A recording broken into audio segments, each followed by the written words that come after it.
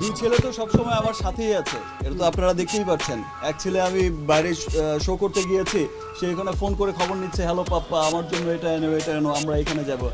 আর আরেক ছেলের আবার শেহজাদের জন্মদিন হচ্ছে 21 তারিখে, সবাইকে শেহজাদের জন্মদিনের দাওয়াত রইল, অগ্রিম দাওয়াত রইল।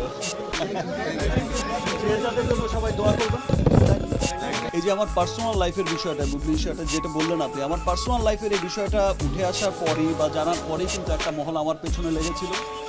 তারা কিন্তু আর অন্য কোনো কিছু, তারা অনেক কিছু সাজাতে চেয়েছিল কিন্তু কিছুই কিন্তু পারেনি। তারা ভেবেছিল শাকিব অধ্যায় এখানেই শেষ করছে, তা কিন্তু আর হলো না।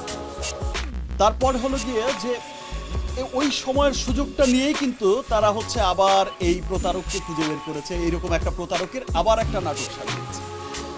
কারণ এটা যদি আমি বলতে চাই তাহলে অনেক কিছুই বলা হয়, তবে ওই যে সম্মানের জায়গাটা আমি ঠিক রাখতে চাই, এবং তাকে নিয়ে আমি যত কথা বলতে যাবো হয়তো বা দিন শেষে অনেক কিছুই চলে আসতে চাইবে। তবে ব্যক্তিভূমি হিসেবে যেটা আমি বলছিলাম, আমি আমার 100 ভাগ দিয়ে আমি চেষ্টা করেছি, এবং আমি আজকে হয়তো অনেক না বলা কথা বলা হচ্ছে, আমি মানে তার পছন্দের জায়গাটা থেকে সে যেভাবে যেভাবে চেয়েছে, সেটা ফিল্ম করে হোক, ফিল্ম ছেড়ে হোক, কোনো কাজ করে হোক, কোনো কাজ না করে হোক, 100% সংসার করে হোক, বা তার পাশাপাশি জব করে হোক, যেভাবে ভালো লাগে সেটা যেভাবেই আসলে শান্তি থাকে সেখানে আমি ট্রাই করেছি এবং ট্রাই করছি। সো সেখান থেকে আমার মনে হয় সম্মানের জায়গাটা অটুট থাকুক, এটাই চাই।